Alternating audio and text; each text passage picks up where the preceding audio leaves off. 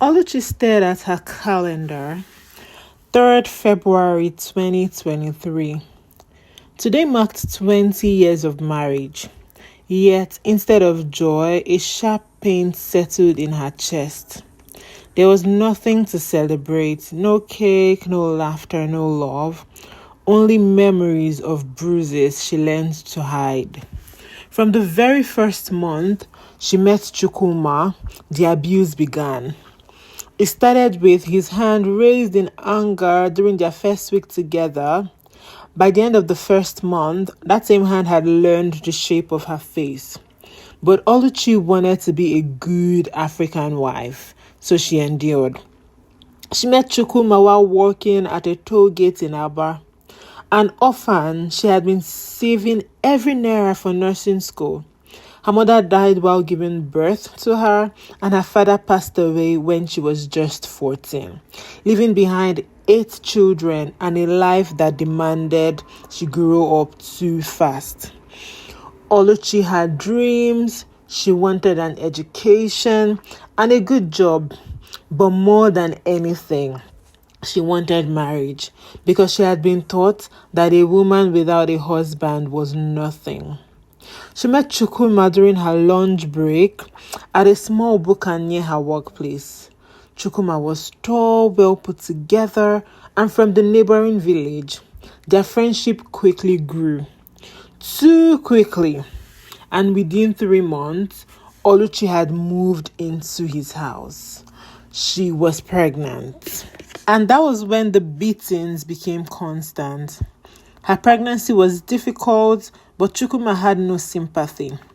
"Are you the first woman to get pregnant?" he would shout. "My mother had 10 children. She worked on the farm, cooked, cleaned, and delivered all of them naturally like a real woman. You are not special." So Oluchi cooked, she cleaned, she worked, and when her salary came, Chukwuma demanded every single naira. When the beatings became unbearable, she talked to Chukwuma's mother, and her reply was, "He is your husband. It is okay for him to beat you to correct you," she said. She went further to tell Oluchi her husband beats her too, and she stayed because that's what good women do. Oluchi quickly learned and never told her mother-in-law about the beatings anymore. She was determined to be a good wife and endure. After all, is what good women did, and she was a good woman. But Chukwuma didn't only beat her, he was also a chronic womanizer, spending his money on women, and when she complained to her mother-in-law said, "Oluchi, face your marriage. Men are polygamous in nature. They cannot function with one woman, no. You complain a lot. Marriage is about endurance. If it's not that he's beating you today, it's that he enjoys being with other women. Where is the time to focus on your husband? My dear, focus on that your marriage and stop complaining." Oluchi learned quickly that in marriage, your husband can beat you and see multiple women, but it's okay. So she made up her mind that it was normal. The first time he beat her while she was pregnant, he left her bleeding on the floor. It was their neighbor who heard her screams and rushed her to the hospital. When her unmarried friend Uloma begged her to leave and even promised to help her if she left, Oluchi dismissed her. She called Uloma jealous, she called Uloma bitter, she called Uloma single. But 20 years later, with 2 children and a broken spirit, Oluchi realized she could no longer endure. That morning, as she sat in the kitchen, stirring the ukazi soup, her hands trembled, not from fear this time, but from exhaustion. Her youngest son had cried all night. Her body ached, her heart felt empty. When Chukwuma walked in, his face was already dark with anger. "Is this what you're cooking?" he snapped, kicking the pot of the stove. The soap spilled across the floor. Before Oluchi could speak, his hand came flying, the familiar sting landing on her cheek. Before she could think, she slapped him back. They both stood frozen, shocked, not by the slap itself, but by what it meant. Oluchi stared at her hand, then at him. For the first time in 20 years, she realized something terrifying and freeing. She was no longer afraid. She was determined to fight back. This time, enough was enough. Chukwuma stepped back. "You slapped me," he whispered. "Yes," she replied calmly.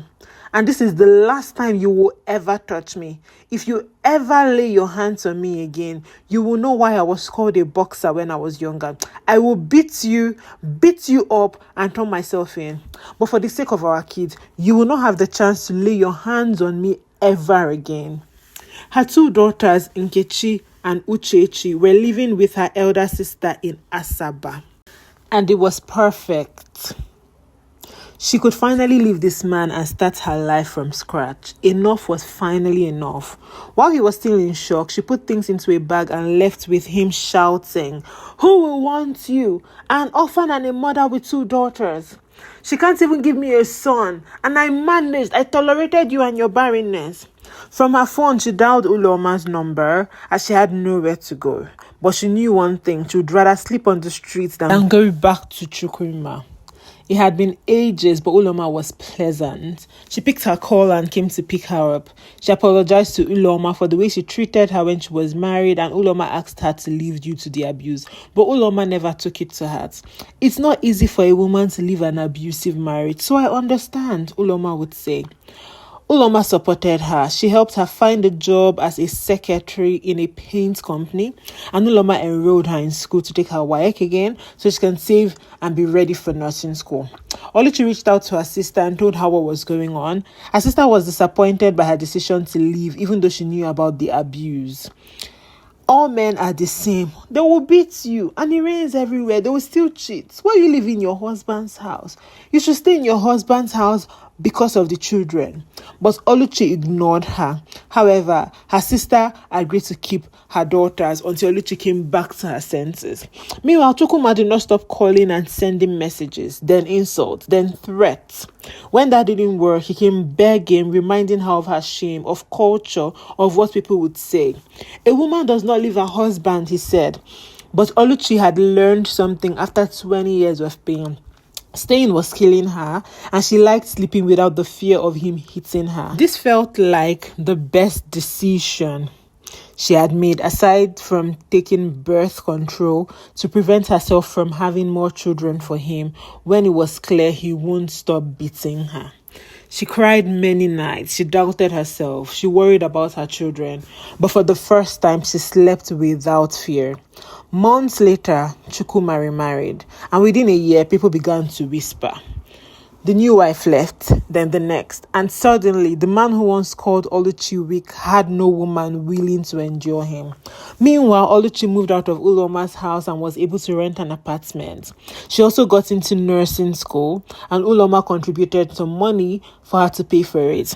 Her daughters were also back with her, and Oluchi gave them the opportunity to talk to their father. Whenever they went to see him or spoke to him on the phone, he would talk about Oluchi coming back and how he's a changed person. "Please beg your mother. I took her for granted. I miss how she takes care of me, cooks for me, and makes sure I have an easy life." But he had 20 years to change and didn't.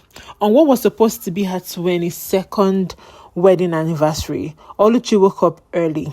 She made tea. She watched the sunrise. Her daughters laughed in the background. For the first time in decades, her chest felt light. She was no longer a wife who endured. She was a woman who survived. This anniversary, she chose herself and celebrated choosing herself. Hello everyone, thank you for watching. Don't forget to like, share and subscribe. See you again next week. Bye. What did you learn from this story? Leave it in the comment section. Bye.